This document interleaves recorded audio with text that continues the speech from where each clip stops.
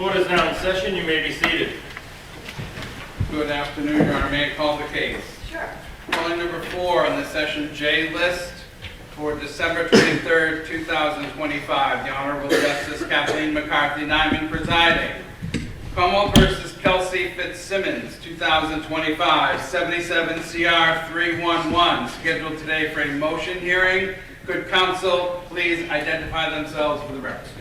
Good afternoon, Your Honor. James Fitzsimmons on behalf of the Commonwealth. Good afternoon, Attorney Fitzsimmons. Good afternoon, Your Honor. Timothy Bradle on behalf of Ms. Fitzsimmons. Good afternoon, Attorney Bradle. Good afternoon, Your Honor. Martha Copley on behalf of defendant Kelsey Fitzsimmons. Good afternoon, Attorney Copley, and good afternoon, Ms. Fitzsimmons, and good afternoon to everybody in the courtroom.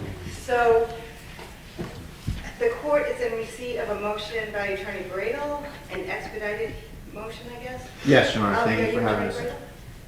Judge, we really are standing on the motion in the sense that, we've done the medical homework, if you will, and Ms. Fitzsimmons is able to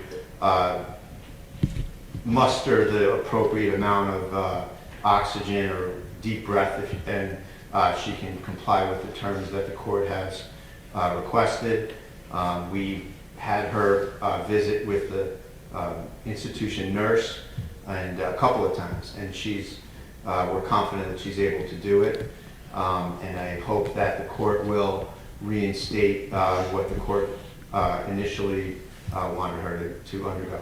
Okay, I just want to make a couple of notes here. The motion is entitled as an expedited motion, which the court was willing to do, but I do want to point out a few things. That the paperwork that was submitted with the expedited motion indicated that your position is that your client's been able to, in, I guess, your mind, comply with the terms of release since November 24th of 2025. So Yes. that's over a month ago. Yes, Ms. Fitzsimmons was in court on November 25th in person. yes. And I just wanted to be clear that that was not brought to anybody's attention at that point. There were also 2 other dates that were on for hearing, and it was never brought to the court's attention at that time that your client was able to do it. For the record, I just wanted to be clear that the court would have been open to hearing this type of information at any time. So I'm just curious why it was filed yesterday as an expedited motion when it seems to the court that there was plenty of time to do it in the regular course of litigation.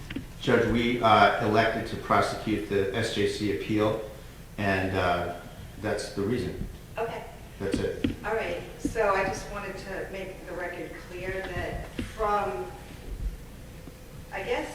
when my motion was written, it was clear that at any time there was a change in circumstances, the court would certainly be open to hear from the defense on it. That was also made, I think, in the Commonwealth's response to the SJC filings. The Commonwealth did indicate that that was certainly an option that you had. The single justice on October 15th also noted that that was something that Ms. Fitzsimmons could do in the event circumstances changed. Then apparently there was medical evidence to support your position over a month ago, November 24th. Again, November 25th, she was in court in person, could have certainly have alerted the court to her condition at that time, and the court certainly would have been open to seeing if she could do the scram. She was in then, actually December 19th, last Friday, she was in front of Judge Drexler, and Judge Drexler actually prompted the defense and brought this issue up with them. And here we are 3 months later, which is about 103 days total. Ms. Fitzsimmons been in custody, and I just wanted to make that clear. So with that said, we'll certainly hear from you. And did Attorney Gubitosi, do you have anything to say? No, I just have a question on the arguments that I've made 3 or 4 times in the past about the Commonwealth's position on the 58A, the conditions and the like. I don't need to ask anything. Okay. A couple of things, Your Honor. So I have no doubt that if we had brought it up at different times, the court would have entertained it just fine. But, we had a pending appeal going, and, we elected to prosecute the appeal. That's fine. And it would have mooted the appeal, Your Honor. So that's sort of the legal justification as well. And, you know, the scores from the nurse at the institution, you know, at the time were average scores. So, you know, it wasn't like she was, you know, having, passing these with flying colors. Okay. So it was going in the right direction, but it was, Okay. you know, it wasn't a, No, that's certainly your The right. grand I just want slam, to make so to sure speak. that the record's clear that this court has been open to this type of motion for 3 months. I have no doubt, no, I And believe it documents- 100%. The documentation that was submitted indicated that on November 24th, the patient was in no distress and was able to do the, whatever test it is that Yes, they incentives did for at all. the institution. So that's fine. So I do want to address a few things. First of all, relative to Ms. Fitzsimmons' mental health, back when I made my order, there was, I think, some schedules for her to go and see certain providers. Is that Yes. still in place? Yes, absolutely, So Your can Honor. you tell me about that? So Dr. Zeisel is our retained expert, and he's also treating Ms. Fitzsimmons.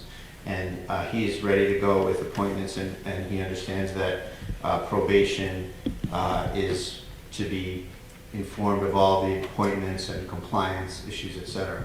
And the other one is Mass General, the Mass General Clinic, and Ms. Fitzsimmons is ready to make those appointments as well, and we'll advise probation of that. And, Okay, so those were the, I know, Doctor, did Ms. Fitzsimmons get treatment while she was incarcerated? no, Your Honor. Okay. But, I mean, she had some visits, but nothing that we would consider any sort of So comprehensive treatment. Dr. Zeisel, that's the doctor that the defense has? Yes. Okay. Correct. And what's his specialty again? He's a forensic psychologist.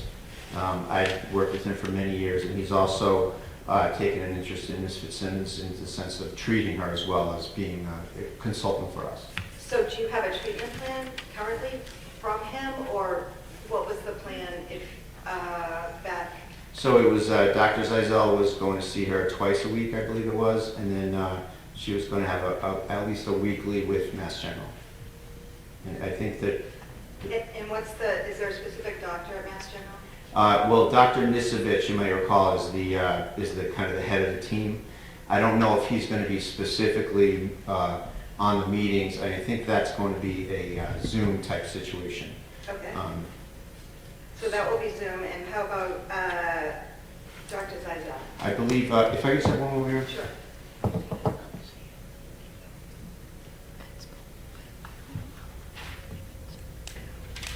So Judge, it's going to be a Zoom with Dr. Zeisel as well, but he's available. He's very flexible, and if he feels he wants to see her in person, he will certainly be happy to do that. Okay, if that's the case, with the appropriate notification to probation. So the previous conditions were GPS probation. Do we have a GPS available? Yes, we do. Okay. 24/7 house arrest, except for medical visits, psychiatric visits, attorney visits, and all of that has to be with 48 hours notice to probation. Reside at the home of William Page and her mom. Is her mom's here today? Yes, sure. Lauren, is that right? Yes. Okay, could you just come forward? Could you swear her in, please? Could you raise your right hand? Do you solemnly swear to make true answers to such questions put to by the court or upon its directions to help you God? Yes. So, good afternoon. As you know, my name is Kathleen McCarthy, ma'am, and I have a few questions for you. Where are you currently living? 24 Oak Knoll Road in Methuen, Mass. Who lives there with you? My husband and our daughter Madison. Okay. So I think the last time that we were in court, it was just you and your husband that were living there. Is that right? No, Madison was too. Okay, so I'm going to order again, I know a few months have gone by, but I'm going to order that the Board of Probation run BOPs on all the current residents that are going to live there. And also, Ms., your last name is Page, correct? Yes. Okay, Ms. Page, your daughter, if she's released, then she's going to be in your custody. Do you understand that? And there are certain conditions that are going to be imposed. They're going to be the same conditions for the most part that were imposed before. Do you understand that? Yes. And do I have your word that if it appears that your daughter is going to be violating any of those terms, that you will in fact contact the probation department? Yes. Okay. All right, thank you. So I do want to have a home check at that location. Can we do that? Your Honor, we could do it this afternoon, but I would probably need about a half hour to an hour to get that completed. Okay. I could have someone from my Lawrence office do that home visit. Okay, that would be great. That's a condition precedent to release. And then stay away, have no contact with the named victim in the case, any of the witnesses, and with the child. No alcohol with scrams. The scrams are going to be random, and they're going to be between 6 a.m. in the morning and 11:30 at night. Ms. Fitzsimmons has to sign all the releases again and follow the treatment plans that are in place. I assume Attorney Bradel or Attorney Coakley did the same treatment plan, similar, by Dr. Zeisel in Mass General. So for now, it's going to be ordered that Ms. Fitzsimmons have sessions with Dr. Zeisel at least twice a week, and by Zoom is fine, and at least one time a week at Mass General under, it's Dr. Nicevic, was it? Nicevic, Nicevic. Okay, or any His doctor, team. somebody on his team. Thank you. Okay. Attorney Gubitosi, do you want to be heard on anything? The only thing that we had talked about before, Your Honor, was that she's not to have any possessions of firearms Yes. or dangerous weapons, and that shouldn't be any of those in the home. Yes, so there's no firearms or dangerous weapons Ms. Fitzsimmons can't be in possession of, and there are to be no firearms or dangerous weapons in the home. Anything else? Attorney Bradel? No, Your Honor, thank you. Attorney Gubitosi? No. So what I'm going to do, though, is I'm going to take about an hour break, and there'll be the home visit conducted, and we're going to see if Ms. Fitzsimmons can actually do the scram. I understand that it's the defense's position that she can, but we're going to give her an opportunity to do that, because I want to make sure if there's any problems, it's brought to my attention today and not on another day. Thank you. Very good. Thank you very much, Your Honor.